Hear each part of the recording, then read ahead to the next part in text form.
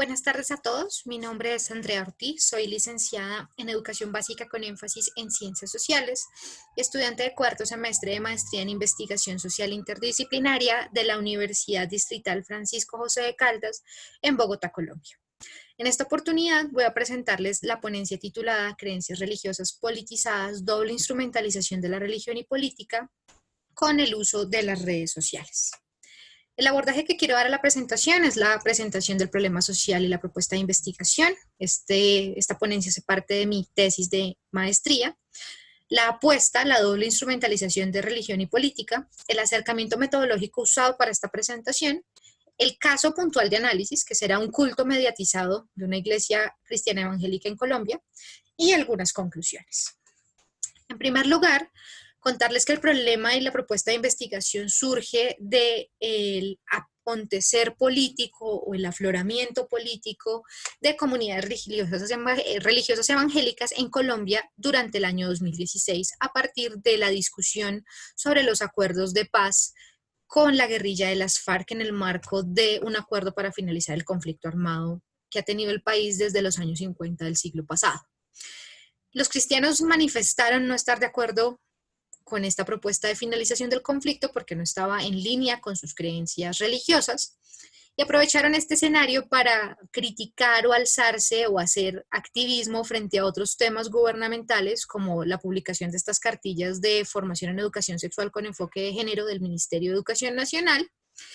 Y a partir de esas inconformidades de participación política, lanzar un movimiento político o lanzar a algunos de sus líderes religiosos como candidatos, si se quiere de alguna manera, a partidos ya existentes o a la conformación de nuevos partidos políticos. En este caso, y con el pasar de los años, las iglesias en Colombia, las iglesias cristianas, vienen aumentando en número y de acuerdo con esta diapositiva, con datos del Ministerio del Interior, hoy hay 2.559 iglesias cristianas de diferentes doctrinas y diferentes denominaciones. Y solo para hacer un zoom, en la ciudad en la que me encuentro, que es Bogotá, hay 356 de ellas. ¿Por qué esto es relevante? Porque Colombia tradicionalmente ha sido un país católico. Y estos actores, ya no solo desde la perspectiva confesional, sino política, están cobrando relevancia. Adicionalmente, son unos actores, y para el caso que vamos a abordar aquí, que es de la Iglesia Cristiana Manantial de Vida Eterna, que tiene amplia presencia en el país y en Bogotá, son iglesias y comunidades con un amplio despliegue de medios de comunicación, especialmente digitales. Son muy hábiles en su conocimiento, en su uso, no solo como divulgación o medio de divulgación para sus eventos, sino también para insertarse en la esfera política pública y si lo queremos en una esfera política pública digital donde se discuten los temas de interés nacional. En particular, en este fenómeno que les digo que ocurre desde el 2016, en la Iglesia Manantial de Vida Eterna se gesta, o junto a su alianza con las Asambleas de Dios, que es todo un concilio de iglesias en el país y que tiene también trayectoria internacional, nace el partido Colombia Justa Libres, que primero fue un movimiento, pero tras su participación con listas cerradas a la Cámara y al Senado en las elecciones parlamentarias del 2018, logra cumplir el umbral de votos para convertirse en partido político.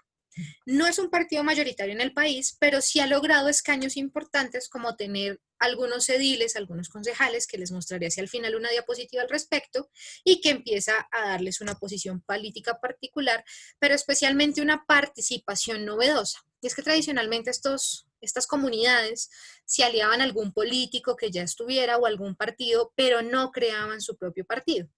Desde 1992 en el país y desde la década de los 90 en Latinoamérica, esto se vuelve una constante porque empiezan las aperturas democráticas y con ello también la libertad de culto, al menos escrito en políticas constitucionales. Como les comentaba, estos movimientos se están caracterizando por surgir en iglesias que son ávidas conocedoras de los medios de comunicación. Pero adicional a ello y en el marco del contexto mundial en el que surgen, se están viendo abocadas a participar de la mediatización de la sociedad, entendida como aquel fenómeno en el cual los medios ya no solo median la comunicación, la transmisión de mensajes, sino que instruyen o incursionan con sus lógicas para transformar instituciones o alterarlas. En este caso, Stig Jarvar propone desde el 2008 la mediatización de la sociedad en sus instituciones, la religión y la política, haciendo que ser religioso o hacer religión y ser político o hacer política se vean afectadas por las formas y las lógicas con que los medios de comunicación diseñan sus formatos. Básicamente, lógica será igual a formato durante esta presentación. En ese sentido, los medios de comunicación se convierten en una estrategia divina, no solo para hacer religión, sino para hacer política, y allí hay un objetivo común entre estas dos creencias religiosas y las prácticas seculares, un diálogo, y tiene que ver con hacer la gran comisión, la extensión de la obra de Dios a todas las naciones, que se materializará en divulgar, en obtener visibilidad, en convertir y convocar personas, en crear material evangelizador, en hacer seguimiento a los fieles y a los no convertidos, y en hacer todo un proceso de proselitismo evangélico que redunda posteriormente en lo político, porque también es hacer ver nuestras decisiones como comunidad religiosa y nuestras maneras de pensar respecto al accionar político de la sociedad y de las instituciones políticas. En ese sentido, mi tesis,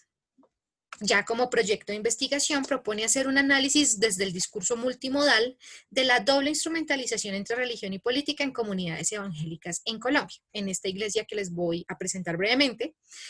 a partir de la pregunta de investigación que ustedes ven en pantalla. El objetivo de esta presentación no va a ser contarles todo el andamiaje teórico de mi tesis, ni el estado del arte, pero sí ahondar en esa apuesta que queremos proponer en el trabajo de investigación, y es la doble instrumentalización como un mecanismo de análisis para la comprensión de la participación de una comunidad evangélica en la arena política, y el mecanismo a través de que lo hacen, que es el partido político confesional. En este sentido, vamos a proponer la doble instrumentalización de la religión y política como un intercambio, ya les cuento de qué, de la relación entre religión y política entendidos como modelos de existencia, el primero, la religión desde la experiencia individual y la política desde la experiencia colectiva, que se da mediante lo simbólico, porque estas instituciones tienen en común ser sistemas simbólicos que permiten formular concepciones de existencia, generando estados anímicos motivacionales y también perspectivas de hacer o estar en el mundo. Pero además son mecanismos mediante los cuales se establecen órdenes de existencia en condiciones conflictivas, como la arena política, por el poder, que expresan la lucha por el poder y el ejercicio del poder. ¿Cómo lo logran? A través de creencias, rituales, mitos que configuran estas instituciones. Así pues, la doble instrumentalización de la religión podríamos entenderla como una vuelta al concepto clásico de religio, una totalidad teopolítica en la que, siguiendo a Bourdieu, religión y política son los rostros de Jano, que fácilmente pueden intercambiarse, pero que son los rostros de una misma razón de ser, de un mismo objeto, en este caso, de la realidad social. Vamos a proponer la doble instrumentalización de la religión y política como el juego de intercambios simbólicos entre religión y política que permite el uso compartido de sus modelos simbólicos, en este caso de la política, mecanismos, formas de gobierno, estrategias, por parte de la religión, y de la religión, rituales, creencias, actores, por parte de la política, en tanto instituciones sociales que permiten la configuración de órdenes de existencia, para alcanzar fines acordes con sus intereses individuales y también con aquellos que puedan tener un interés común. Es importante señalar que no es la fusión de la instrumentalización política de la religión que propuso Rousseau en el Emilio en algún momento, o con Carl Schmitt en la idea de religión civil, en donde el Estado es el Dios, ni tampoco es una instrumentalización de la religiosa de la política, en la que me hago aliado del gobernador o del presidente, sino que es una apuesta en la que esos dos modelos simbólicos se transparentan, si lo ponemos en términos de Byung-Chul Han, y hacen que sea imperceptible ver en qué momento estamos pasando de una idea netamente religiosa a una idea netamente política, sino que esa capacidad semántica de traductibilidad que tienen crea un nuevo orden. Ese nuevo orden, ¿en qué se materializa? O esas nuevas formas de comprender la realidad social.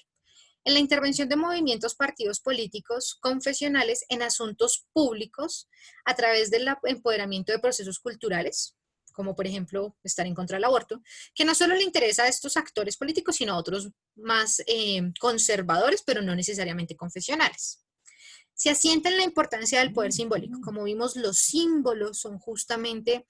ese puente, esa bisagra entre estos modelos, y permitirán la definición de un nuevo modelo de existencia que es el político confesional, donde soy, si lo vemos desde la perspectiva de Habermas, un ciudadano religioso que tengo derecho a dar mi opinión en la esfera política, a participar dentro de los procesos de la democracia, pero mi cosmovisión, que ahí sí ya no estamos tan cerca a Habermas, tiene una preponderancia en esa toma de decisiones. Habermas dice que el uso de la razón pública es justamente poder abstraernos de esas concepciones religiosas, pero aquí vemos es cómo estas van al frente para orientar lo político. También se basa en la noción de doble verdad, que la propone Pierre Bourdieu cuando revisa las relaciones clientelares, sobre todo la política del don y la deuda, pero en este caso con una justificación. Lo hacemos para defender el principio de Dios, lo hacemos porque es un nombre de Dios, ya lo vamos a ver más adelante, y para que efectivamente podamos rastrear este juego, que como les digo se transparenta, tenemos que entenderlo desde la ilógica, que es lo que transversaliza justamente el fenómeno de la mediatización de la sociedad, y en este caso una lógica particular, que llamaremos la lógica político-confesional mediatizada, y que será la bisagra entre estas tres instituciones: religión, política y medios de comunicación. Como les contaba, entonces, en la mediatización, la religión se vuelve dependiente de la lógica de los medios y la política se vuelve dependiente de la lógica de los medios y se expresa justamente en sus componentes: reglas o principios, formas de organización, rutinas, formatos, estética y tipo de profesionales, donde se van desdibujando los límites. En la religión lo vemos como una reactualización del rito religioso, que es lo que vamos a presentar, una resignificación de los escenarios, y en la política como esos encuadramientos, la presentación de las agendas políticas y el estilo periodístico para narrar los acontecimientos políticos. Aquí están los componentes de la lógica político-confesional: la traducción evangélica laica en doble vía, a propósito de la traductibilidad del lenguaje religioso que propone Habermas, pero también del lenguaje político llevado a lo religioso, por eso en doble vía. La emergencia de partidos políticos confesionales como forma de organización, la formación y empoderamiento de misioneros políticos, personas muy capacitadas en Biblia, pero también muy capacitadas en profesiones laicas capaces de traer públicos o de asociar los públicos y las ideas, cultos mediatizados y homilética, como esa forma especial del discurso evangélico, esas formas, esos gestos, esas figuras retóricas usadas como rutinas, formatos y estéticas, y al ser mediatizado, pues el encuadre en una red social, el uso de las cámaras, bueno, y la sacralización legítima del clientelismo, lo que hablamos. La deuda con Jesús por la salvación justifica esta gran comisión a partir de esta alianza, a partir de esta negociación con X partido o X actor religioso. Puntualmente para esta presentación, el análisis metodológico se hizo a partir de la construcción de redes semióticas, entendida como la gramática de los textos, a partir del cual se identifican pretextos, las motivaciones que provocan, los actores que intervienen, el método para crear el formato y los objetivos, que en este caso fueron 3 cultos mediatizados dominicales que ocurrieron días antes de las elecciones presidenciales en Colombia, que se celebraron el 17 de mayo, la primera vuelta, de acuerdo con nuestra normativa, y el 17 de julio la segunda vuelta, dado que en la primera no hubo un candidato oficial ganando las elecciones. Particularmente nos concentraremos en la adoración, la prédica y la oración de intercesión, que son unos momentos de la homilía o del culto evangélico. Los textos será el producto mediático, que en este caso es el culto mediatizado, ese que ocurre en la iglesia pero que se está transmitiendo a través de redes sociales, con una estética particular, un actor dentro de la iglesia y un actor fuera, que es el que interactúa a través del chat. Y el contexto, la religión evangélica en Colombia, pues que tiene un surgimiento particular de acuerdo con el estado del arte revisado y el proceso electoral que se llevaba en ese momento tras todo el tema del surgimiento de estos movimientos y del no al plebiscito en el proceso de paz que se autoatribuyeron los cristianos. Aquí vemos un poco cómo es el acercamiento metodológico, no me voy a detener mucho, pero pues vale decir que se busca el qué se dice, cómo lo dice y quién lo dice, identificando actores, motivos, temas, y algo muy importante para este ejercicio van a ser las figuras retóricas. Y por supuesto las modalidades de enunciación del discurso. Estos fueron los cultos analizados, los dejo para que ustedes los vean, pero puntualmente en este ejercicio vamos a revisar estos dos. El del 17 de julio, llamado Una nación totalmente alejada de Dios, estos dos fragmentos, que ocurrió justo el día de la segunda vuelta a las elecciones presidenciales y que tenía como objetivo, entre otras cosas, explicar a partir de la historia de la destrucción de las ciudades de Sodoma y Gomorra, cómo Dios, en su infinita sabiduría, apoya a unas naciones y otras no. Apoya a aquellas que se rigen con sus principios y destruye a aquellas que no lo hacen. Este es el caso de las elecciones presidenciales, estas son algunas imágenes. El caso particular de análisis en mi tesis, que es el análisis multimodal, se fija mucho, por supuesto, en las expresiones, en los gestos, en la presentación, en el uso de la imagen. Aquí lo vamos a tener en cuenta, ustedes lo van a ver a continuación. Y estos son algunos fragmentos de lo que ocurrió en ese culto. El culto Una nación alejada de Dios. Aquí hay un mensaje que se transmitió en redes sociales, justo antes de esos días. Y en las temáticas, puntualmente decir que se abordó el tema de las elecciones presidenciales en Colombia, la reflexión e insistencia en la bendición de Dios sobre el país, que se lograría a través de el respeto a los valores y principios de la fe cristiana, siempre y cuando esto ocurriera porque la comunidad o todo el país votara por uno de los candidatos que identifica la iglesia y que está predestinado a ser presidente. Las unidades o motivos de esta temática o de este momento del análisis tienen que ver con el tema propiamente dicho de facilitar la integración de espacios y actores, aunque fue un culto para comunidad evangélica, se transmitió para creyentes y no creyentes, merchandising religioso en imágenes como ustedes, la que ustedes ven aquí, en la que se hace toda una difusión de lo que se va a hablar, diezmos y ofrendas convertidos en la forma de costear el tiempo y la producción, pero también de costear o de exigir a Dios el triunfo de ese candidato que apoyamos y la interconexión de plataformas. Este culto se transmite en Facebook Live, en YouTube, pero termina almacenado en otras. Entonces ahí hay una interconexión. Este es el culto mediatizado como tal. Y en él hay un juego entre la creencia religiosa y el hecho político en el marco de la doble instrumentalización que logra su verisimilitud a partir de las citas bíblicas usadas, todas relacionadas con ese acompañamiento que dio Dios a personas que actuaron bajo sus principios. Características de gobernantes de otros países durante mucho tiempo hicieron comparación con Venezuela, lo que allá pasa es porque no son creyentes, lo que allá pasa es porque el comunismo no es de Dios, y los logros electorales de la iglesia. Acá se hizo mucho énfasis en los triunfos que tuvieron en el no al plebiscito, como les digo, autoatribuido. Hubo momentos, hubo una oración de intercesión con unas temáticas particulares. La oración de intercesión es una norma, es una creencia religiosa fundamental de estas comunidades, donde la oración tiene el poder de cambiar decisiones o de hacer que Dios se incline hacia una decisión. Acá hay algunos fragmentos, no me voy a detener en ellos, pero fue lo que se le pidió, digamos, a Dios durante la oración. Tenemos luego la oración de intercesión más la prédica. El pastor hace una prédica completa, como les digo, sobre por qué Dios destruyó Sodoma y Gomorra y cómo eso le podría pasar a Colombia si no tenemos un candidato cristiano.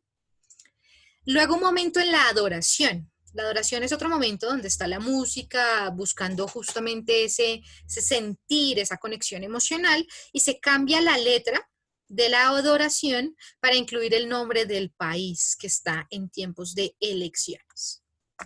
Estas son algunas imágenes del merchandising que se hace en el marco de esa lógica político-confesional mediatizada. Todos los logotipos y cosas que estuvieron publicadas en las redes sociales antes del evento. ¿Cómo lo dice? Hay un metalenguaje y esto es importante. Si bien todo el discurso es persuasivo, el cómo lo dice juega mucho con lo gestual, con la persona que está allí de pie, que es el pastor, guía espiritual y político, el candidato político al que hacen referencia todo el tiempo, el camarógrafo que hace planos cerrados al rostro de las personas que están conmovidas, que están llorando, y de otro lado está el fiel, que también es ciudadano, que va a ir a ejercer el derecho del voto, y el ciberadorador, que también está conectado con el culto desde las redes sociales y deja sus comentarios en el chat. Aquí hay algunos ejemplos de esos rasgos modelizantes. Vemos a las personas con los ojos cerrados, algunos conmovidos, el puño cerrado en señal de poder, especialmente las citas bíblicas. En este caso, antes de explicarlo de Sodoma y Gomorra, se habló mucho de Ezequiel, cómo Ezequiel logró sacar al pueblo de Dios en exilio cuando hubo un mal rey. Y todo eso combinado con elementos multimodales, el apoyo audiovisual, las prédicas con mensaje político y los comentarios en el chat. Figuras retóricas que aparecieron fuertemente, las que ustedes ven en pantalla, con una alta difusión de la metonimia. Vemos aquí mucho simbolismo nacional, la bandera del país, incluso hubo un momento en que se hicieron relaciones con el tema nacionalista, justamente para decir qué podría pasar con estos elementos si no gana determinado candidato que está en el corazón de Dios. ¿Y quién dice algo? Aquí es importante señalar que el rol del locutor y el anunciador es móvil. Habla el pastor, habla el fiel, habla el ciberadorador a través del chat y el camarógrafo que está tomando estas imágenes como la que ustedes ven. Y en los rasgos modelizantes es importante mostrar el tema de cerrar los ojos, levantar las manos, empuñar las manos, predicar con gemidos y lamentos, que es el lenguaje del Espíritu Santo en estas comunidades, buscando siempre apelar a la emoción, a la identidad nacional, por eso las banderas, y a las creencias fundamentales de la comunidad. En conclusión, y para cerrar, la doble instrumentalización es efectivamente un mecanismo de análisis digamos que mostrado en este caso, para analizar este nuevo fenómeno de participación de comunidades evangélicas en lo político a partir de la consolidación de partidos o movimientos políticos. El análisis de esta doble instrumentalización requiere entender la lógica político-confesional y con ello la aplicación de metodologías que permitan ver el fenómeno en varias dimensiones de la comunicación, el discurso visual, el discurso oral y la semiótica. Los componentes de la lógica político-confesional pueden ser halladas en diferentes prácticas evangélicas y culturales evangélicas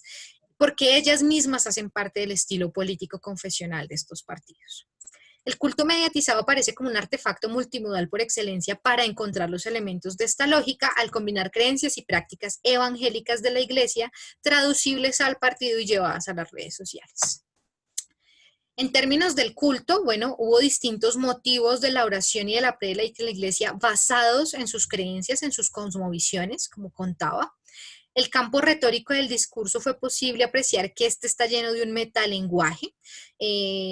cargado del propio, del figurado, y cuyo uso tiene una finalidad que percibe fines expresivos particulares, que son las estéticas de la lógica. Las normas o las formas ideales de diseño de este tipo de oración están dictados por la homilética y la mediatización de la realización a través de las redes sociales, que sería la estética y el formato. Y el pastor aparece como el showman, el líder político, luego aparece el camarógrafo, que es también un fiel, porque pues hace parte de la comunidad, y el ciudadano creyente o ciberciudadano creyente como profesionales o nuevos actores de esta lógica. Agradezco mucho su visualización de esta presentación. Estos son mis datos de contacto y a todos ustedes muchas gracias.